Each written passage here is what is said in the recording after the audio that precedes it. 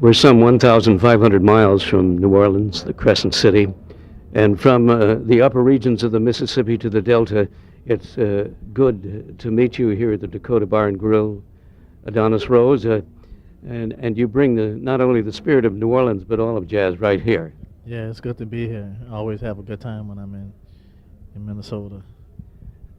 Tell me, there is, in your life learning experience and your education, the New Orleans Center for the Creative Arts. And when I mention that, there is an acronym for it. How do you pronounce it?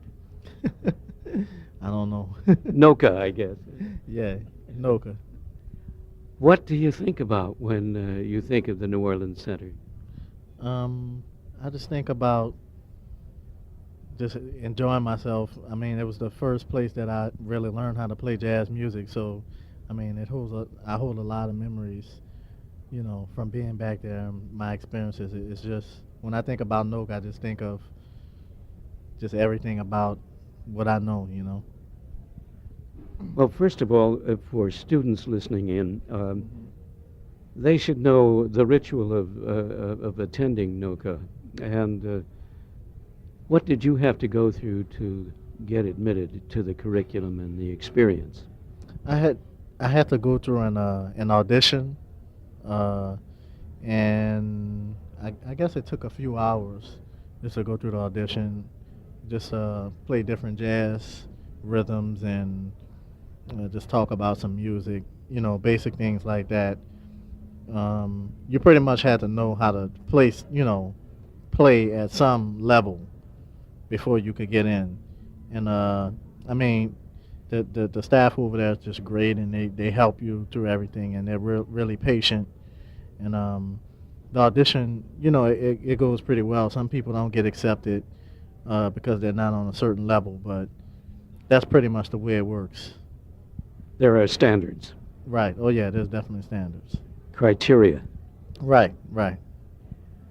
Adonis Rose is a drummer, if we didn't mention it, a percussionist. And how old were you when you first were admitted to the New Orleans Center for the Creative Arts? I was about maybe 14 or 15 when I first got there. So you were in middle school or junior high?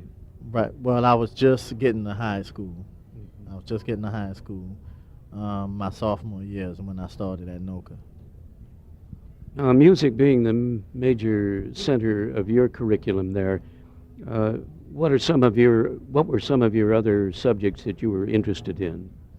I really didn't, go out and branch out into a lot of different things after school, but there's a lot of great things after school, like visual arts and, dancing, just a lot of theater, a lot of, good arts programs and stuff to do there, sculpturing and things dealing with film and stuff like that. Well, you certainly were solidly entrenched in the music program. Oh, yeah, definitely. Who were some of your peers at the time? At the time, well, Nicholas was there when I was there. A lot of great musicians, trumpet player Abram Wilson, some great musicians that still live in New Orleans, Dwight Fitch, Jason Stewart, just a lot of great musicians. Clyde Kerr was teaching there when I was there.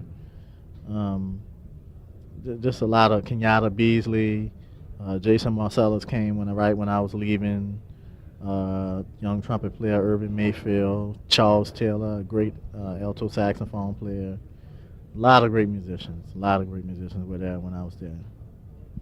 Do you get homesick when you're traveling at all? Yeah, it depends on how long I'm out, Yeah.